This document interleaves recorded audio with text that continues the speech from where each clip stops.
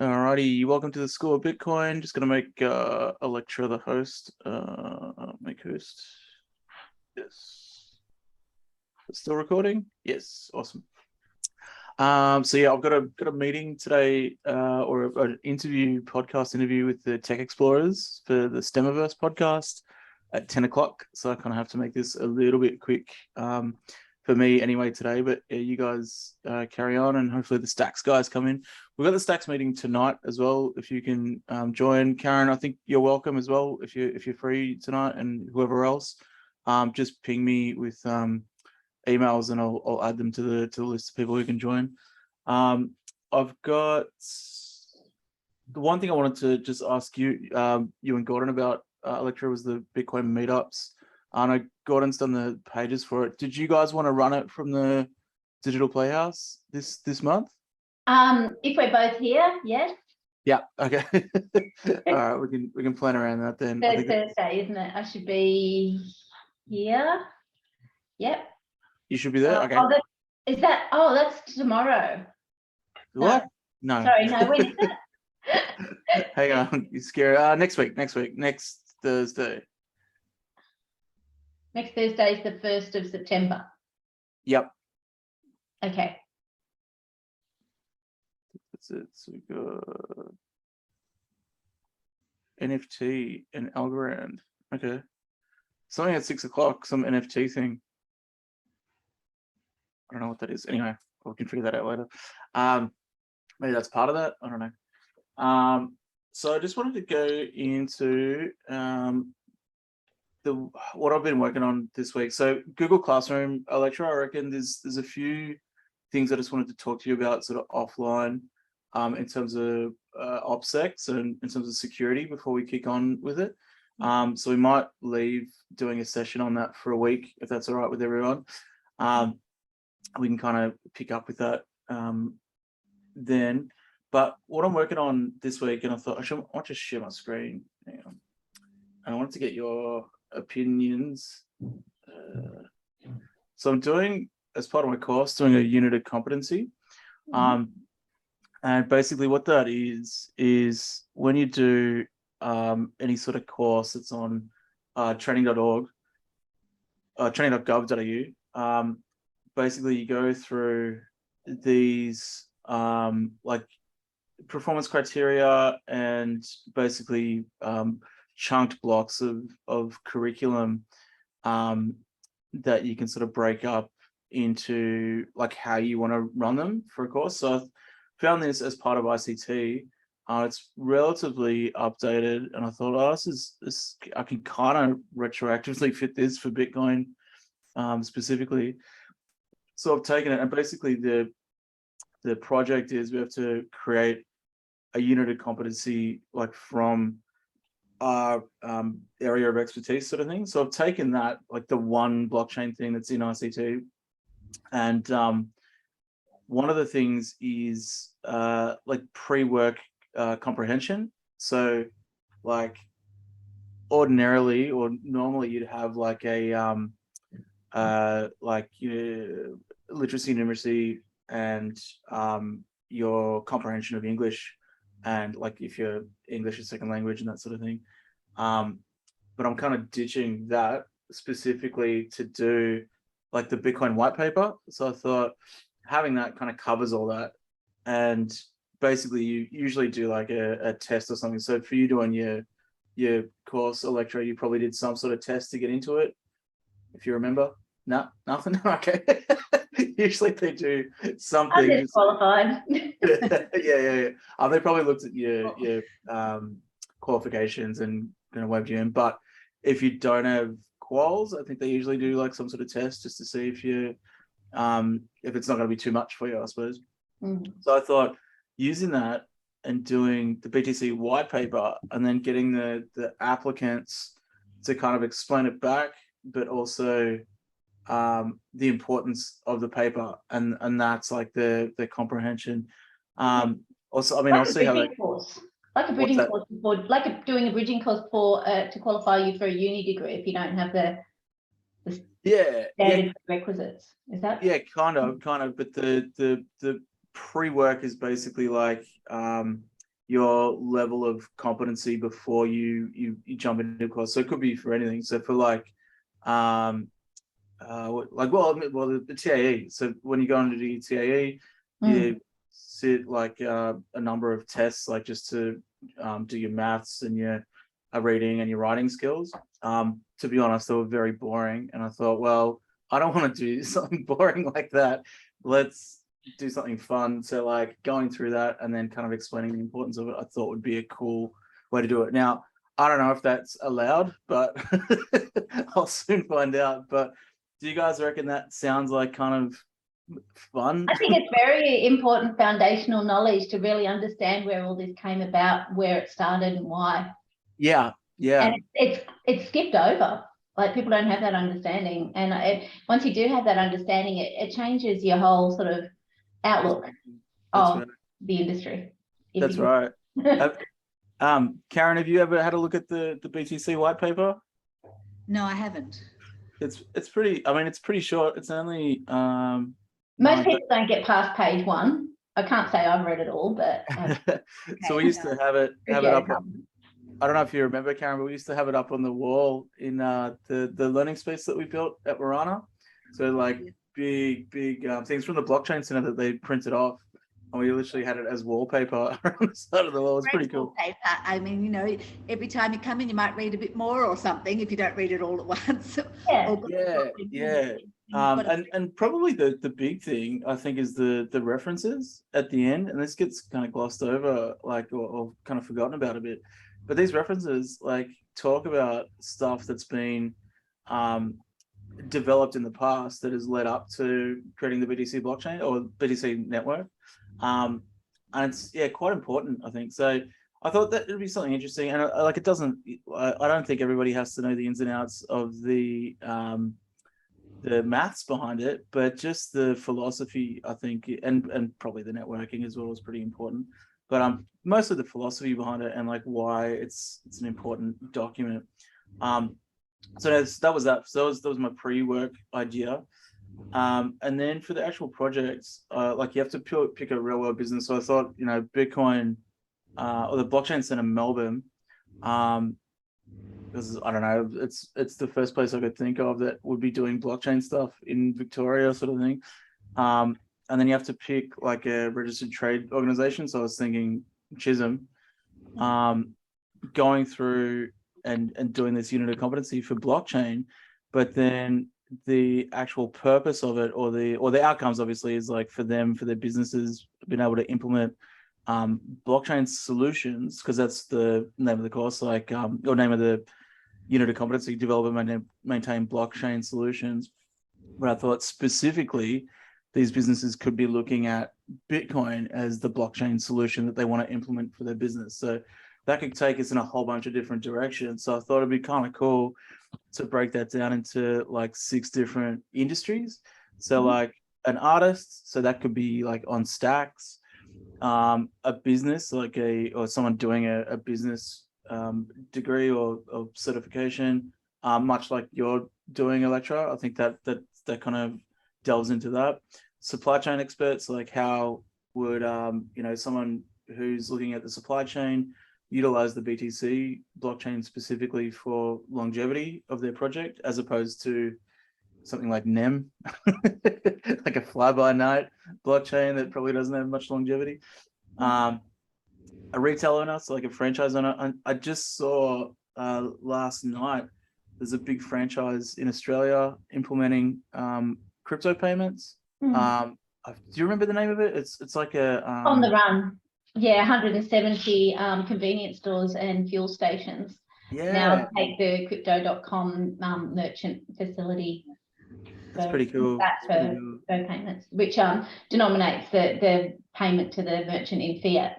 So it's quite simple. It's kind of like travel by bit, what we had here in 2018 in Agnes Water. People pay in Bitcoin or whatever, and the merchant receives fiat, so it's exchanged. So it's like what Strike's doing, kind of thing. So like using the rails, payment rails for them to get whatever. I think crypto.com is just being an exchange here and then dispersing to the merchant in fiat. And charging quite a fee for it. So Is it, it makes it easy for merchants to adopt it, especially on a franchise level. yeah. Is it, do you know, I don't know the ins and outs of it, but do you have to have a crypto.com account to be able to utilize it? They have an actual merchant facility. So it's not, so you can't just go up with your, say, Blue Wallet and scan their QR code and pay them. It's, From what I understand, it's like businesses sign up for the crypto.com merchant facility. but the end user, do they have to do the same? I don't know. I'm not sure. Maybe they use crypto.com as a wallet. That'd be interesting, because if you can use anything, like if you can just go up with, like, you know, your Electrum wallet and then boom, pay, like that's fantastic for the end user. If it's not, then it's kind of just like, if it's not binding you to this crypto.com exchange. Yeah. If it's just that, then look into that, because you do expect the big players are trying to will be trying to take a competitive advantage early. Yeah, well, there's kind of no point if you like, because there's no, I can't see everyone going out and installing crypto.com specifically just so they can, you know, KYC up to them and, and be able to pay for stuff. Like, it seems crazy. But anyway, they could be a good example for a franchise owner, an educator. So like what we're all doing, I thought would be really beneficial as well. Yeah. And then a developer. So I was thinking like a Clarity developer specifically. On the or business, maybe, I would just suggest making that a service business, like service provider business. oh yeah. Yeah. But rather than goods, just a bit distinct. That's a good idea. If you've got the retail owner, that's good. So service business. Service business. Yeah, good idea. Let's just make it where it says business, artist business. No, not there. Well, be good if I could solve it. Business, artist business, change business earlier to service business. Okay then. Sorry, we're instead of retail owner, service business. Oh, I've got the document right here. Yeah, I'll just do it myself. Oh, sorry, at the start. Yeah, okay, yeah, gotcha. Yeah, beautiful. All right, I'll add that in as well. What could do perhaps as a pre-exercise, whether it's online or face-to-face or however, is the thing is, whenever you start anything new, you don't know where your people are at the beginning, and you've spoken about it already.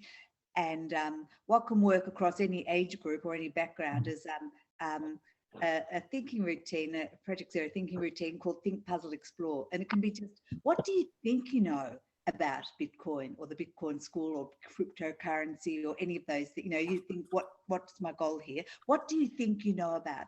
Now, if you ask someone, what do you know about? All of a sudden they become defensive. Bloody hell, I don't know nearly enough. You know? And I'll often use an example like, if you ask me, what do I know about physics? I'll say, is it about, what do you know about it? I'll say, oh, not much. I'm a humanities person, or I'll be nervous. Or if you say, what do you think you know? I might say, is it about pulleys and levers? Or so you get an example of how little I know. So just by the language, what do you think you know? And the next part, what puzzles you? In other words, what questions have you got? What do you know? What are you not sure about? What puzzles you? Think, puzzle, explore. How would you like to explore cryptocurrency, Bitcoin school, Bitcoin further? You know, and then they can say, like, why don't we go right back to, or I know, you know, let's go for whatever.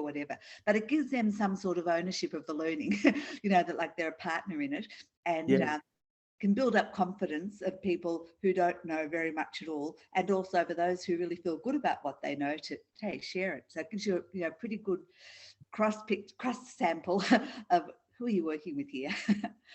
That's awesome, Karen. Actually, that's a really important point, because we need to select carefully different levels of knowledge and readiness. And not make them feel dumb or bad if they don't know anything. But also the puzzles they've got, that can be a really good place to, And I sort of think about it as a form of pre-test, but without the word test or without the formality with it. Just simply getting an idea of, well, what do they really know about? Or I like that. I like that a lot. Well, I'm just thinking, because I've got to do, as part of the activities, we have to do like an icebreaker sort of thing to get everyone on both campuses interacting about a topic sort of thing. So maybe this is a really good one, a good thinking routine to go through. So think, puzzle, explore with everybody around that. I was going to do like explanation of the days and see like what problems they want to solve, like as a fun sort of activity. So it's like, you know, what's important to you, what social problems do you want to solve, but maybe this is better. I kind of like it. It's great too. There's so many different ways, you know, and that's what we can sort of do when we build up, you know, resources or ideas. If we can sort of get a resource list of just different ideas or strategies that any of us have used at any time that we know about, it can be a really powerful tool. Yes, no, that's awesome. That's really, really good. Like everything you can do it in different ways. Like if I'm working with teachers or with students or principals or whatever, I might do, and they're in the room with me, I might have a whole pile of post-it notes and they've all got a lot, and I'll have think, puzzle, explore, big sheets, and it can be of course whiteboards or whatever screens, and they just post it on a post-it note. And I know you can do that digitally, but they're being anonymous then, so that they're not saying, what do you think, you know, and they're saying, and that can be also validating too, that I don't feel embarrassed about how little I know, or that how I want to explore it is so different from everybody else's. So having that sort of anonymity encourages kids who aren't so happy to say things out loud in case people think they're silly or things like that. So I mean, that's just one strategy, but there's so many different ways you can do the same tools, just different ways of being really inclusive and getting the maximum input you can. Yeah, no, I love that. I love that.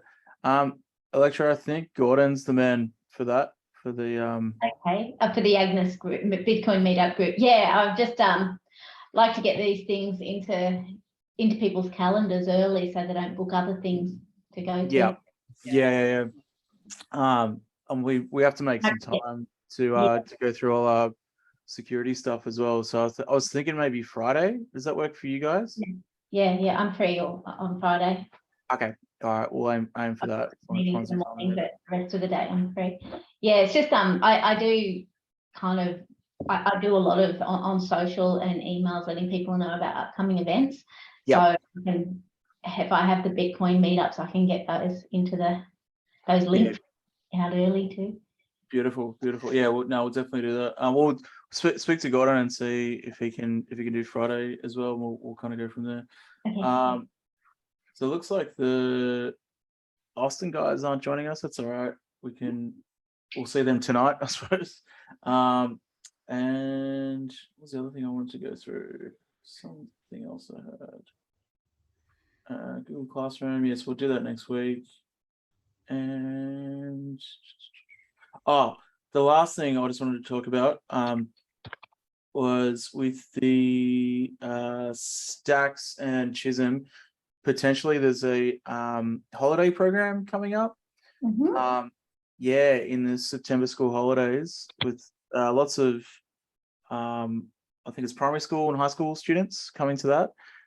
So part of it, you're going to run a Stacks intro program for that. So I want to get some ideas from the Austin guys that have run the code camp. But basically onboarding students and kind of, you know, having it open to whoever wants to be involved. I was thinking if it all goes ahead, Karen, of inviting Maheen to come down as well. I mean, you're obviously welcome to come too. But I think she was really interested in getting involved with kind of what we're doing. I think that might be a good jump off point for it. And apparently there is no age limit for the code camp. So she's nearly 14. So I think she's all good. So it should be good. We just missed Virginia. I just went to admit her, but she's not here now. Oh, did we? Oh, damn it.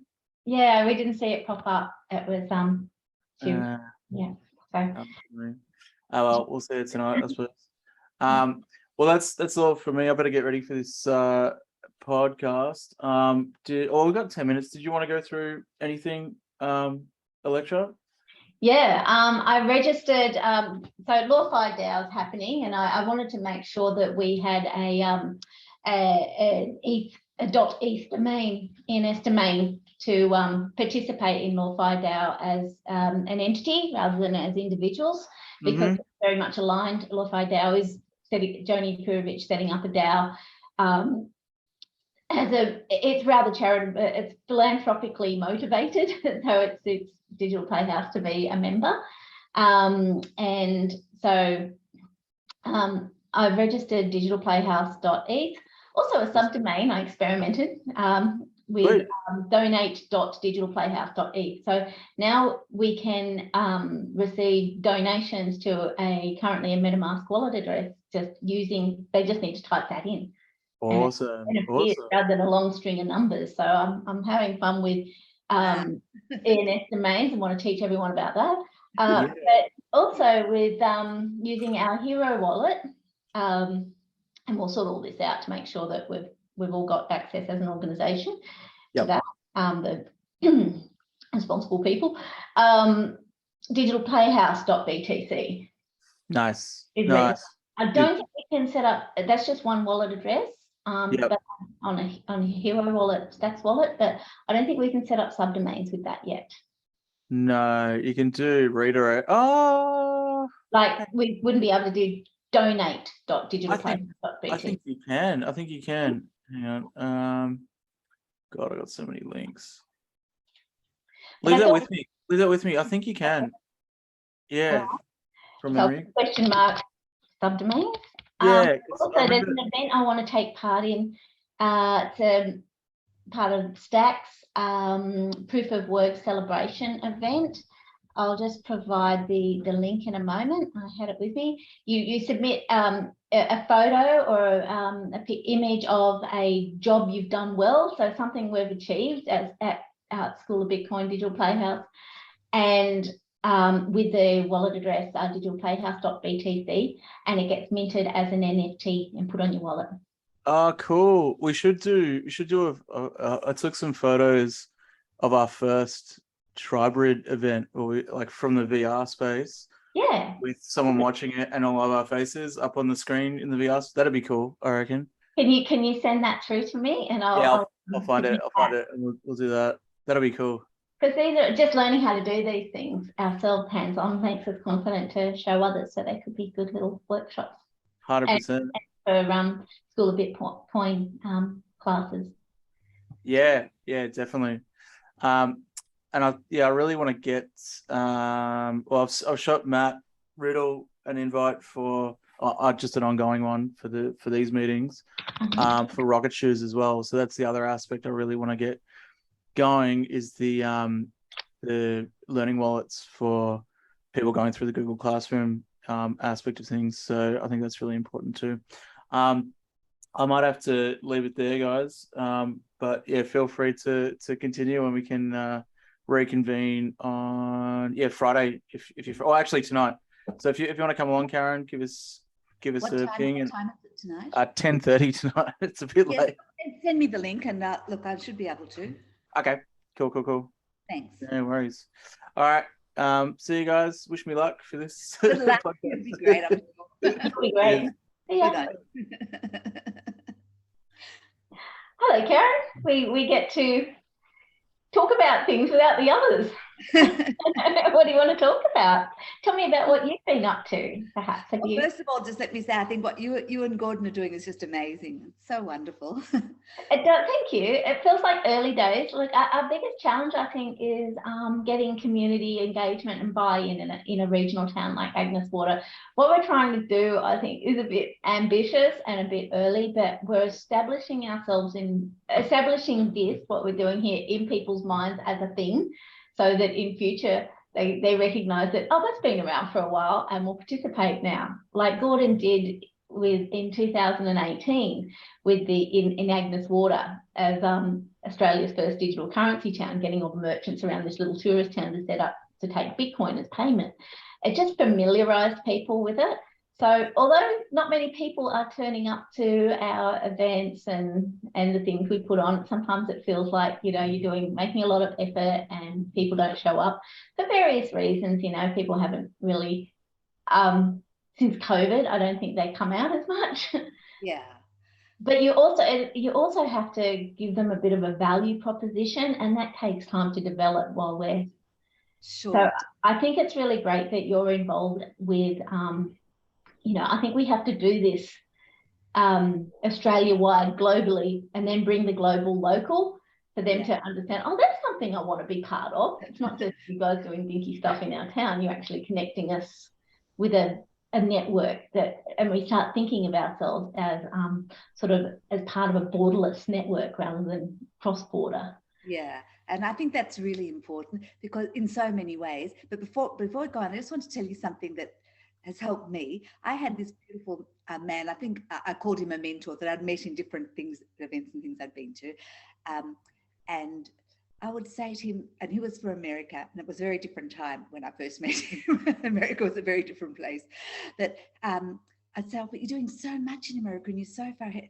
And he'd say things to me like, sometimes it's really great that you're looking forward about what you want to do, but don't forget to look back and see how far you've come. And that's important. I think we get so caught up with, hey, but we're going to do this and do that. And another saying, this is Professor Tannenbaum, another saying he said, when I was looking at bringing change in schools and everything, and good things happening, but he would say to me, start small with surefire success. Start small with surefire success. Now, in other words, you want to do good things and really good things happen, but you just can't change a whole school, change a whole system, change quickly. Yeah. But if you start with a small group of people who have same sort of vision and passionate or interest about what you're doing and really believe in it and are prepared to put time in, and if you start with them and work really well with them and learn from them too, and then you'll see more people want to join and gets bigger and other people see about it and want to find out more. And that saying, start small with surefire success, it's really helped me with different projects I've been on. It would help you to sort of deal with the anxiety that you're not keeping up or doing enough. Yeah. Just and like when you've got something really going well, people want to know about it. All of a sudden, teachers who are really skeptical about a new project that I was working on and started off with 2 small groups of teachers, they said, no, not for me. I've got enough on my plate already. But what if I'm not good at it? What if we can't do what we have to do? But then when they hear about what other teachers were doing, or hear children talking about what their teachers are doing, or parents starting asking questions, then they thought, maybe I'll have a look at this.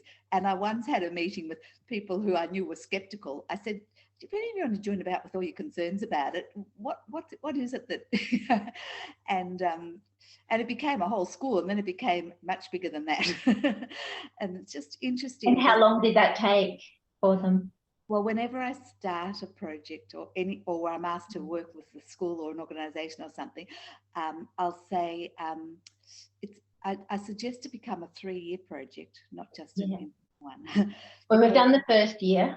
So if I take your suggestion and look how far we've come, that's been quite a long way, really. Yeah, from what I hear about, it's only a year. I can't believe how much you've done.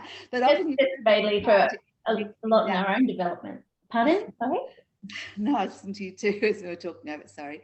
That we often in such a race to get to the next thing that we want to do. Not race, but we really see it's important and we want to do it. We just don't stop and say, hey, let's just consolidate here. It's going great. That's really good to reflect on. And I will. I also wanted to check with you too. Yep. We'll come back around to this because at the moment, just on Google Classrooms, so we've set up Digital Playhouse as the not-for-profit. It's basically the umbrella for these projects that we're running underneath, and it's a philanthropic umbrella. Yep. It gives us a structure so that we're not legally exposed, and we've got a recognisable entity that we're operating under. And many charities operate like that. They auspice people's projects in a sense. So we can do that with Digital Playhouse. We've also got a non-profit account with Google, and that gives us access to Google Classrooms and lets us add people to our domain as teachers, even though we call everyone learners. We can add more teachers to our domain. It doesn't cost us a lot like it would for a business, okay? So I sent you and Jill invitations with the Digital Playhouse domain, so Karen at digitalplayhouse.org.au, and I was just wondering if you received that. I don't think I have. Okay.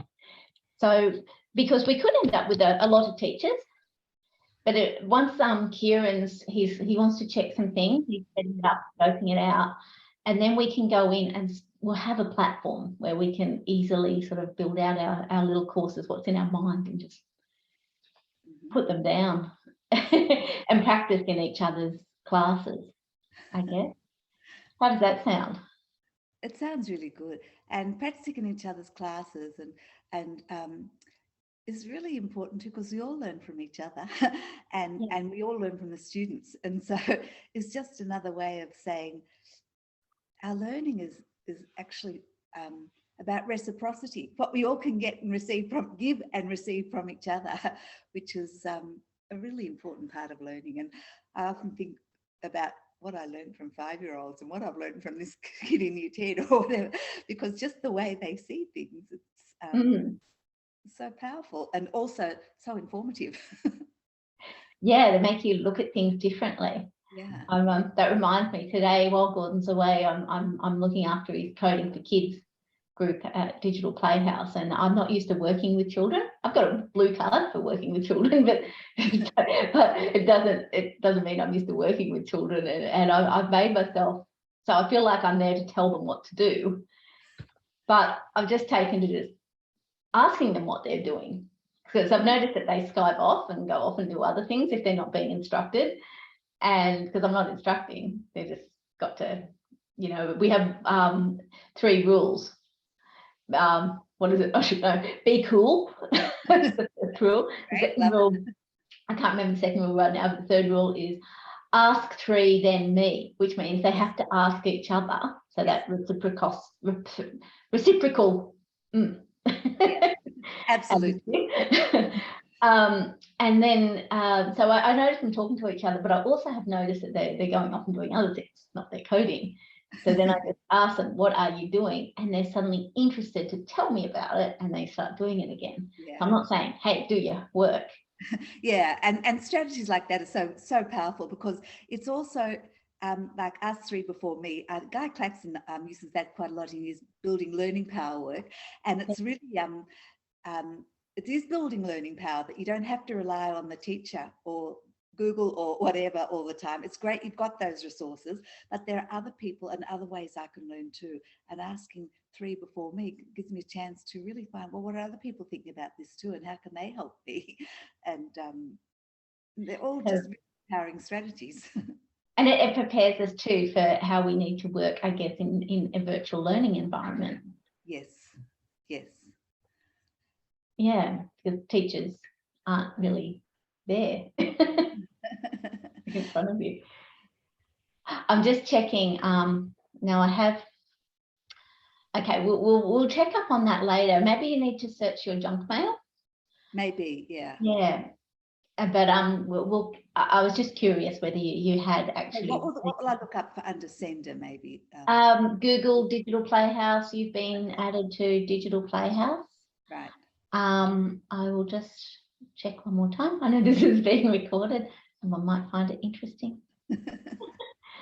Oh, here we go. I'm just going in and checking users. Yeah, you and Jill haven't signed in, and we'll see if Jacques wants to as well. It'll just give us a space to I was going to sign into Digital Playhouse as just on your website, because I haven't done that yet, but I was going to. Don't worry about that. It's just a Wix website, and we don't really utilise we don't want all our properties to be owned by Wix, so we just whatever you think's going to work best is fine with me. yeah, okay. Have you so you want to come along to Stacks tonight? So that's been very interesting. It's been the Stacks community building sort of onboarding that goes for 6 or 8 weeks, and I'm learning a lot about Stacks and community building in it. So would you like to know a bit about it now, so you know what you're going into? Yeah, I don't know if Kieran's told you or if I've said it. I'm really a digital dinosaur. I really am. And I'm a slow learner with I'm a digital immigrant. It's not my way of learning. But you speak the language of people. and education and knowledge, and look, a lot of what we've covered so far has been sort of philosophical and why, and it's not particularly technical. Look, I'm open to it, because look, whatever I can participate in that I'm invited to, and I can make it, I think I'm going to learn something. It's where my starting point might be different, but doesn't mean that I can't build on what I do know or take in new things. That's true, and I feel the same way, because I'm struggling to sort of understand stacks. Like, okay, what is it doing exactly running on Bitcoin? How does that work? I can understand Ethereum and like layer 2s running on Ethereum, but Stacks is like a layer 1 blockchain, but it's settling with this proof of transfer rather than proof of work. It's settling onto the Bitcoin block. So the settlements are taking the consensus mechanism. I can't explain it yet, but I'm learning to understand it. It'll take me a little while to explain it myself to someone else, but but since we are running a Stacks community, I need to know the basics, so that it's helping with that, so that I see my role in that is not to really work with devs, but to explain to others, for teenage child might be interested in going to coding camp, because this is a good prospect to learn for to be a developer. So yeah. Good on you. It's just communications, but yeah, you got to sort of listen, as you say, just go along, listen, absorb it. Eventually your brain will get programmed for it to come out your mouth. Yeah. But hey, look, we all have to try and think it's okay. Whatever we say is where we're at the moment, and we shouldn't feel embarrassed, but it's not so easy sometimes. Yeah. But I was thinking what you said at the very beginning about it's taking time with people in your local community, and it could be because of their lack of knowledge or understanding about Bitcoin and digital money and digital currency. And a lot of people can be very frightened about it because they hear huge sums of money if you want to buy Bitcoin, but then how can you do it if you can never hold it in your hand, and what does it mean, and what is it part of the world that I'm going into, or do I have to or not? It could be fear or complete lack of understanding.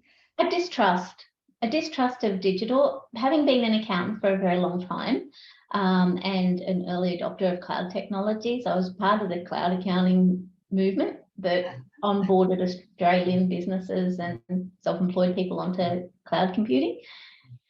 And that's why I focus on the accounting industry, because I think they've done it before. They've onboarded Australia onto cloud computing, right? And for business and for utility and earning, for prosperity. And I think they can do it again with we need to teach them how to talk to the rest of the population to, as you said, get over that fear and say, this is like, because when your accountant tells you, no, this is just something that people are using to earn money. Earn money. Let's just look at it. And that might help, because I think you're right. There is a lot of fear and distrust of digital things in communities. Like regional is a tough one. It is a tough one because many people choose a regional lifestyle because they don't want to be involved in all that hustle and bustle and sort of digital future that the cities are. Where am I? What's that? So much change so quickly, and where am I, and what if I don't know about it, I don't understand it, and yeah, there's a drive to return to nature, and I don't think that return to nature needs to exclude technology. So I think what we're trying to do, I'm not quite sure of the strategy. Well, we have strategies, but we haven't tested them yet. Oh, they're slow, as you say. It's just going to take a while to help get over that fear and be curious. Yes, because competency overcomes fear, or just experience overcomes fear. You just it really does. When you feel you can do it and it's okay, and actually it's helping you, it's a huge step. But why would they want to do it? Maybe it's a fear that drives them to do it. That there's always the classic fear of missing out.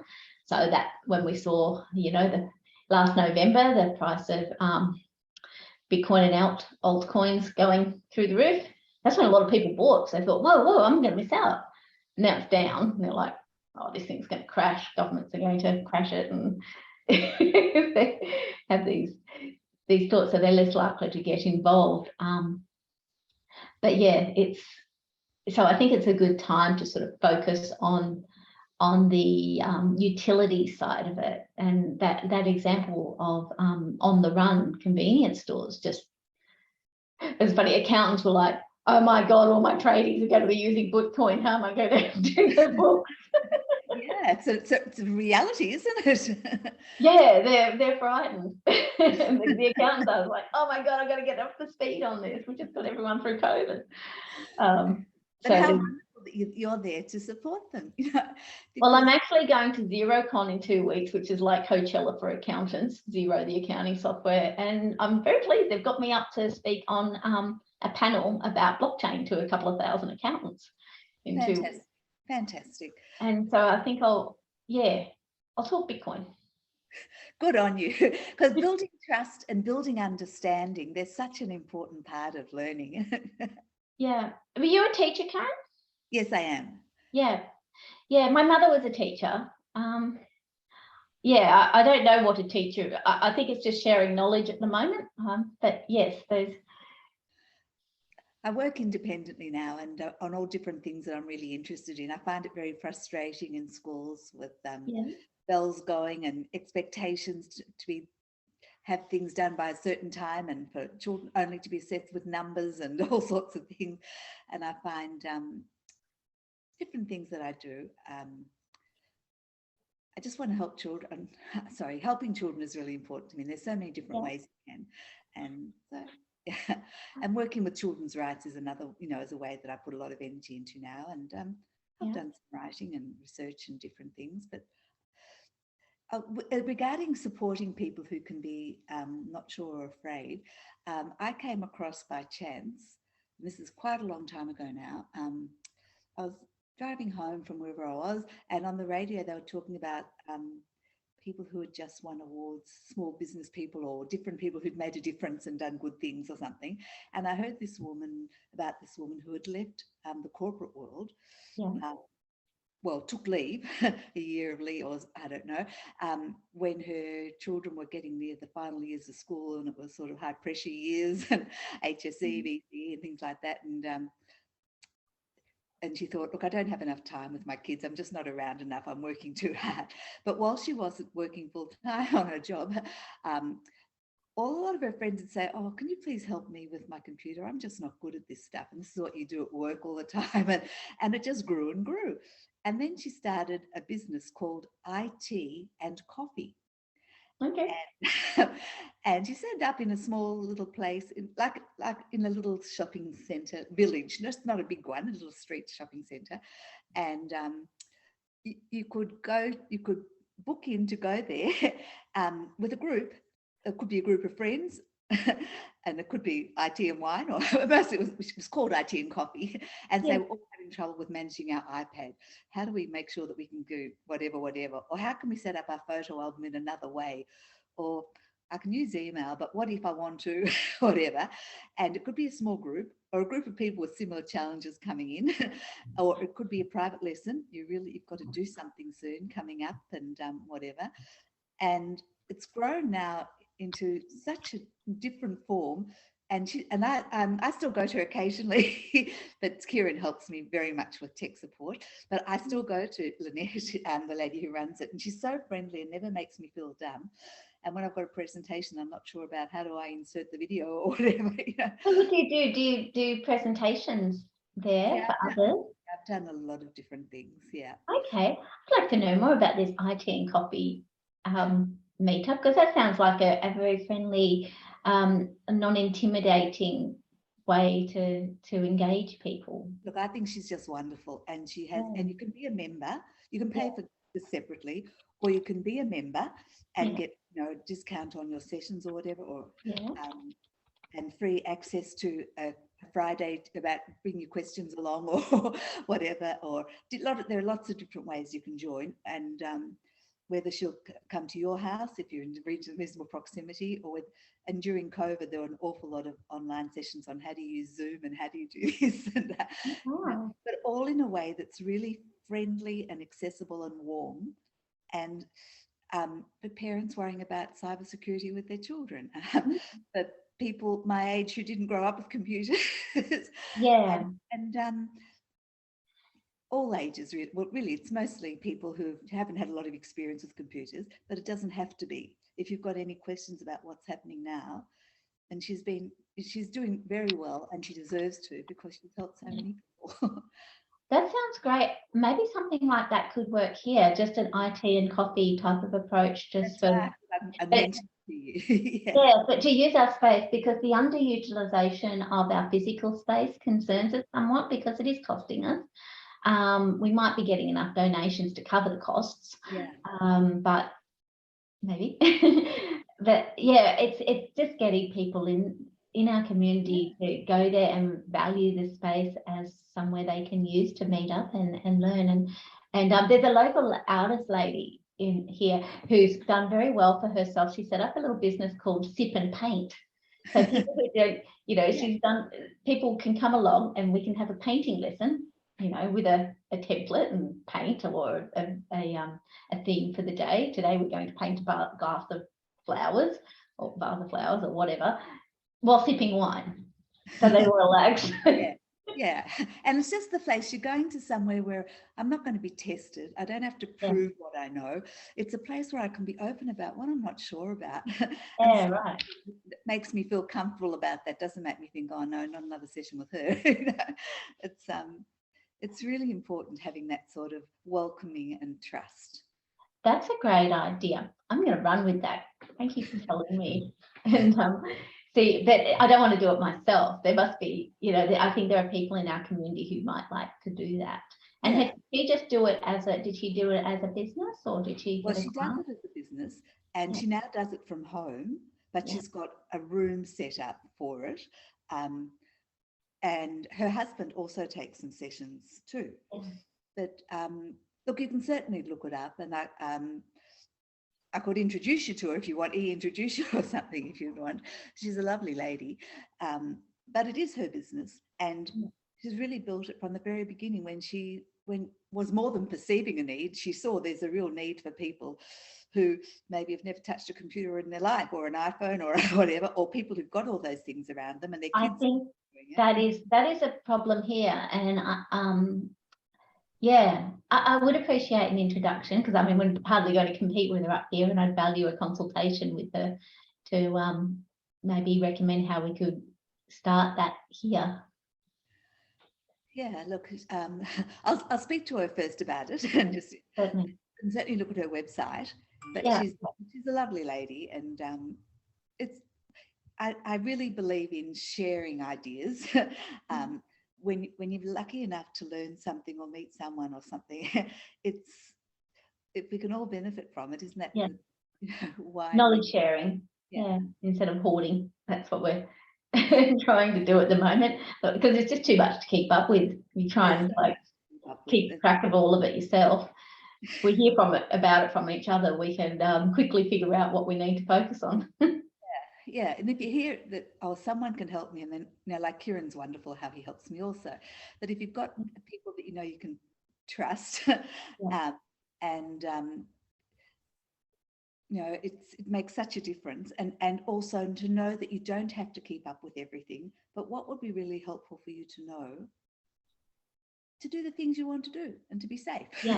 Not technology for the sake of technology, but how to navigate this to find out what's going to be helpful and for what's you. right for me and for my family, or keeping in touch with my kids as they do all the different things they, not as overseeing and overlooking them, but when they're traveling, or even, or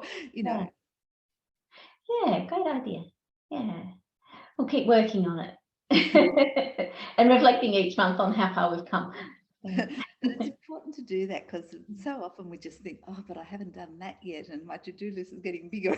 The list. Kieran was saying to me last week, my to-do list is out of control, and I said, I know. But hey, have you crossed out what you haven't done, or have you just eliminated it? So hey, the list keeps growing. You don't realize. I have enjoyed being on, this is completely, off topic, but Google Workspace. We've got Google not-for-profits, but the Google Workspace has just been so good to get organised in, because if you've got an email, you can just quickly turn it into a task and put a date on it and assign it to someone. And it pops up and reminds you in the morning when you go, what do I do? Where do I start? It's like boom, boom, boom. And you just get started. We get through it. Yeah, and look, if you don't, okay, so that's not the space for you to be in at the moment. That doesn't mean you can't come back to it. It's just it's still sitting there as a task that isn't done for when you're in the mental space for it.